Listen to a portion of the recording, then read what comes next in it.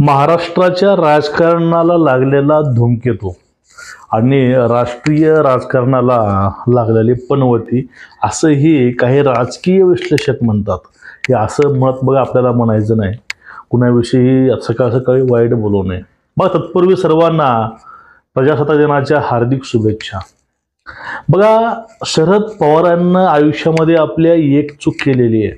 त्या चुकीची किंमत आता सध्या भाजपला भोगावी लागत आहे आणि ती चूक भाजपमधील देवेंद्र फडणवीस यांनी केली का, असा एक यक्ष प्रश्न हा भाजपप्रेमी कार्यकर्त्यांना मतदारांना पडलाय. आणि राजकीय विश्लेषक जे सांगत आहेत ते 100% खरं आहे का, असंही आता असा प्रश्न मला सुद्धा पडलाय. आता शरदचंद्र पवारांनी नेमकी चूक कुठली केली होती?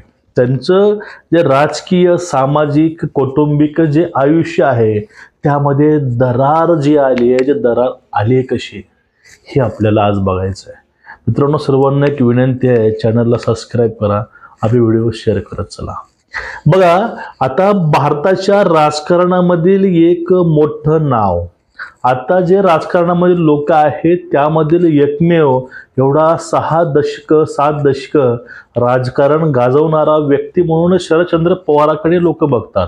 1958 पासून हा व्यक्ती राजकारणामध्ये आहे असं बोललं जातं आणि तेही सक्रिय राजकारणी म्हणून, एक चाणाक्ष राजकारणी म्हणून. आता हे चाणाक्ष, चाणक्य, जाणता राजा हे आपल्याला काही म्हणायचं नाही, कारण ते स्वतःनं घेतलेल्या उपाध्या आहेत. कारण स्वतःविषयी मोठं सांगायचं आणि जे आपली चाय बिस्कुट पत्रकारिता करणारे काही निवडक पत्रकार आहेत, ज्यांनी आपली जी अस्मिता आहे, जो आपलं जे काम आहे ते विकून ते त्यावरती आपलं पोट चालवतात. मग हे असं महान व्यक्तिमत्व महाराष्ट्राच्या राजकारणामध्ये गाडलं गेले. आता त्यांना गाडण्यामध्ये आलेलं आहे. त्यांची राजकीय अस्तित्व, राजकीय कारकीर्द, सामाजिक कारकीर्द, कौटुंबिक पार्श्वभूमी हे सगळं ह्या मातीमध्ये दफन झाले की काय, आणि हे गाडले की काय, आणि हे गाडले कोण नेमकं, ह्या सर्व गोष्टीला फक्त त्यांच्या आयुष्यामधील एकच चूक हे कारणीभूत आहे. बघा मित्रांनो, एक शरदचंद्रजी पवार बोललं ना तर एक गोष्ट अशी बोलली जाते की शरद पवारांच्या डाव्या मेंदूला उजवा मेंदू काय करतो, उजव्या मेंदूला डावा मेंदू काय करतो हे कळत नाही म्हणे, आणि त्यांचा डावा हात काय करतो हे उजव्या हाताला कळत नाही, आणि उजवा हात काय करतो हे डाव्या हाताला कळत नाही, असे त्यांचे प्रशंसक लोक हे बोलतात. आणि ते आपण खरं मानू काही वेळापुरतं. मग दुसरं अजून गोष्ट बोलली जाते की शरद पवार कुठलीही गोष्ट असो ते स्वतःच्या मनानं करतात. लोक काहीही म्हणू द्या, त्यावरती त्या बाकीच्या गोष्टी कुठल्या करत नाहीत. म्हणजे शरद पवार हे स्वतःच्या बुद्धीनं चालतात, हे असं यातून मला म्हणायचं आहे. आता हे स्वतःच्या बुद्धीवर चालणारे बुद्धिजीवी शरदचंद्रजी पवार हे एका वेळेस म्हणे दुसऱ्यांच्या बुद्धीवरती चालले होते, आणि त्यामुळं त्यांचं आत्ता ही अशी अवस्था आली आहे असे काही लोक म्हणतात. बघा, आपल्याकडे एक लोकांना जनरली सवय असते, एखाद्या वेळेस जर आपल्याला अपयश आलं किंवा आपण पुढे चुकीचे ठरलो त्यावेळेस आपण दुसऱ्याकडे बोटं दाखवतो. तेच पवार करत आहेत का, हा एक प्रश्न पडतो या ठिकाणी. बघा, लोकांच्या बुद्धीवरती न चालणारे शरदचंद्रजी पवार एका वेळेस लोकांच्या बुद्धीवर चालून, लोकांचं ऐकून तो निर्णय घेऊन, तो त्यांचा निर्णय हा चुकीचा ठरला आहे आणि त्यांचं राजकीय आयुष्य संपलंय. हे काय? आता धनंजय मुंडे यांचा राष्ट्रवादी प्रवेश, धनंजय मुंडे हे भाजपसोबत होते जोडलेले सुरुवातीपासून. त्याचे चुलते हे गोपीनाथरावजी मुंडे साहेब, ते भाजपचे नेते मोठे. मग त्यांचेच वडील पंडित मुंडे आणि धनंजय मुंडे हे दोघांना प्रवेश घ्यायचा होता राष्ट्रवादीमध्ये. मग ही गोष्ट काकांना कळली म्हणे. मग काकांना त्यावेळेस मुंडे साहेबांना फोन केला म्हणे, गोपीनाथ मुंडे साहेबाला, की तुमचा भाऊ आणि तुमचा पुतण्या हा माझ्याकडे येतोय, तुमचं कुटुंब तुटत आहे.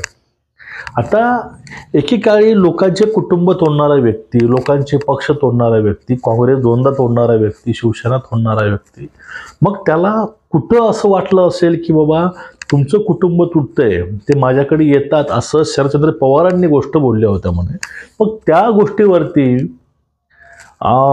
ते पण गोष्ट निग्लेक्ट केली मुंडे साहेबांनी, आणि यांच्याच आताचे राष्ट्रवादीचे अध्यक्ष अजितदादाच्या सांगण्यावरून, अजितदादांच्या मध्यस्थीनं, अजितदादांच्या फेवरमुळं ह्या धनंजय मुंडे, पंडित मुंडे यांनी दोघांनाही राष्ट्रवादी काँग्रेसमध्ये प्रवेश दिला आणि तीच सगळ्यात मोठी चूक शरद पवारांनी केली असं हे सध्या बोललं जात आहे. म्हणजे शरद पवारांची इच्छा नसताना एकूणच धनंजय मुंडेला राष्ट्रवादीमध्ये आणलं आणि ज्यावेळेस मुंडेंना राष्ट्रवादीमध्ये आणलं तेव्हापासून राष्ट्रवादीमध्ये फुटीची भाषा किंवा हे या गोष्टी शिजल्या होत्या, ह्या गोष्टी राष्ट्रवादीमध्ये घडून येत आहेत किंवा घडून येत होत्या. याला कारणीभूत ह्याच गोष्टी आहेत. आयुष्यामध्ये एक वेळेसच फक्त पवारांनी लोकांचं ऐकलं, त्याचा सत्यानाश झाला असंही लोक या ठिकाणी म्हणतात. असेच पवारांचे अनुयायी या ठिकाणी बोलतात. म्हणजे दुसरी बाजू काय, तिसरी बाजू काय, आपल्याला हे काही देणं घेणं नाही. फक्त शरद पवार दुसऱ्याचं ऐकून आपलं कुटुंबामध्ये एके व्यक्तीला समाविष्ट करून घेतलं आणि त्याच माणसानं राष्ट्रवादीची अवस्था हे करून ठेवली आहे. आणि शरदचंद्र पवारांना आता या वयामध्ये दारोदार भटकावं लागतं, त्याला कारणीभूत हे धनंजय मुंडे, अजित पवार आहेत असं सध्या बोललं जात आहे. मग आता शरद पवारांच्या आयुष्यामधील ती एक चूक, तो एक निर्णय त्यांचं राजकीय आयुष्य उद्ध्वस्त करून गेला. पक्ष, चिन्ह सर्व काही गेलं. मग त्यानंतर त्या चुकीची किंमत आता भाजप मोजत आहे का, हा आपला महत्त्वाचा प्रश्न आहे. आज अजित पवारांसोबत हा धनंजय मुंडे हे भाजपमध्ये आले, म्हणजेच ते राष्ट्रवादीसोबत ते भाजपच्या सोबत येऊन बसले अलायन्समध्ये, युतीमध्ये, महायुतीमध्ये. मग ज्यावेळेस शरदचंद्र पवारांपासून सोडचिठ्ठी घेऊन हे दोघांनी हे पक्ष ज्यावेळेस भाजपमध्ये आला त्यावेळेस निश्चितच भाजपची शक्ती वाढली, ताकद वाढली, ही गोष्ट ना करू शकत नाही. पण त्या ठिकाणी दोन गोष्टी महत्त्वाच्या आहेत मित्रांनो, त्या तुम्हाला गोष्टी समजून घ्याव्या लागणार आहेत. पहिली गोष्ट कुठली, धनंजय मुंडे, राष्ट्रवादी, अजित पवार गट, हा सर्व गट इकडे आला. पण ह्या गटाची जे पार्श्वभूमी होती ते पूर्णपणे वेगळे होते. कारण शरद पवारांच्या विचाराची जी संघटना आहे ती संघटना भाजपमध्ये आली, तरीही भाजपमध्ये येऊन सुद्धा ते अजून भाजपसोबत एकरूप झाले नाही. कारण वारंवार नेत्यामध्ये, कार्यकर्त्यामध्ये, आमदारामध्ये, मंत्र्यामध्ये कधीही असं तारतम्य असं दिसून आलं नाही. आणि एकूणच ह्या सगळ्या गोष्टी असतील ते एकमेकाला जुळवून घ्यावे लागतात. ते ऑटोमॅटिक तो बॉन्ड जो व्हायला पाहिजे होता तो बॉन्ड या ठिकाणी होत नाही. हा पहिला मुद्दा झाला. आणि दुसरा मुद्दा झाला धनंजय मुंडेंचं आता चाललेलं प्रकरण बीडमधील, जे सध्या प्रकरण चालू आहे बीड जिल्ह्यामध्ये, खास करून परळीमध्ये. त्या मस्साजोगचे सरपंच संतोष देशमुख यांच्या हत्याकांडावरून आणि त्यानंतर जे बीड जिल्ह्यामध्ये राष्ट्रवादीचे कार्यकर्ते, नेते, पदाधिकारी हे सगळे काय आहेत, हे सगळे धनंजय मुंडेंशी पक्षांतर्गत संबंधामुळं म्हणा किंवा त्यांच्या तिथल्या संबंधामुळं ते एकमेकांना जोडले गेलेत. कडेला कडी तिथं लागलेली आहे परळीमध्ये, बीडमध्ये. कारण धनंजय मुंडेंचे कार्यकर्ते, धनंजय मुंडेंचे फंटर, हे फंटर सगळे राष्ट्रवादी अजित पवार गटांचेच लोक. कोण तालुका अध्यक्ष, कोणी सदस्य, कोणी काय, पण ह्यांचे पाळामुळे सगळे काय आहे ते राष्ट्रवादीसोबत जोडलेले. मग बघा, पूर्वी हेच लोक भाजपसोबत होते, त्यावेळेस जी गुन्हेगारी होती ती एवढी नव्हती असंही जाणकार लोक म्हणतात.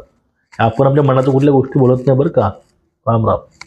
मग या ठिकाणी जे गोष्टी आहेत आणि सध्या जे प्रकरण उघडे पडत आहेत महाराष्ट्रामध्ये, बीडचे, परळीचे, जे काही गोष्टी उघड्या होत आहे, जे काय झाकल्या मोठी आता खुलत आहेत, झाकली मूठ 1.25 लाखाची नाही, झाकली मूठ 1.25 कोटीची, ही अशी गोष्ट आहे.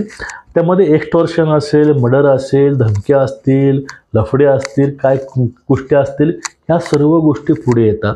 आणि या गोष्टीमध्ये कुठेतरी अजित पवार गटांचे जे राष्ट्रवादी आहे त्यांचा संबंध होता, म्हणून त्यांनी जी कार्यकारिणी आहे बीडची ती त्यांनी कार्यकारिणी सुद्धा बरखास्त केली. आणि कुठेतरी या सर्वांचा म्होरक्यात धनंजय मुंडे आहे. धनंजय मुंडे यांनी राष्ट्रवादी घेऊन ते सर्वजण भाजपसोबत आले, पण आता त्याच भाजपचं टेन्शन ह्या लोकांनी वाढवलंय. सध्या गृहमंत्री म्हणा, सत्ता म्हणा, मुख्यमंत्री म्हणा, सर्व काही भाजपचंच आहे. पण यावेळेस यांच्या कर्तृत्वामुळं, यांच्या अशा काळ्या कारनाम्यामुळं सध्या याची किंमत ही भाजपला आता तरी मोजावी लागते. कारण लोक हे प्रश्न देवाभाऊला विचारतात, लोक प्रश्न गृहमंत्र्याला विचारतात, लोक प्रश्न हे भाजपला विचारतात. कारण सध्या हे लोक भाजपच्या सोबत येऊन बसलेत आणि हे लोक सध्या सत्तेमध्ये आहेत भाजपसोबत. त्यामुळं भाजपला लोक प्रश्न विचारतात की आता तुम्ही यावरती काहीतरी निर्णय द्या आणि हे गुंडागर्दीचं राज्य संपवा, हे गुंडागर्दी संपवा, अशी वेळ भाजपवरती आणून ठेवण्याचं काम त्या शरद पवारांच्या एका चुकीनं केलं, एवढं मात्र नक्की. तुमचं एकूणच या विषयावरती मत काय नक्कीच कळवा. चॅनलला सबस्क्राईब करा, व्हिडिओ शेअर करा. नमस्कार, राम राम, जय हिंद, वंदे मातरम, जय भीम.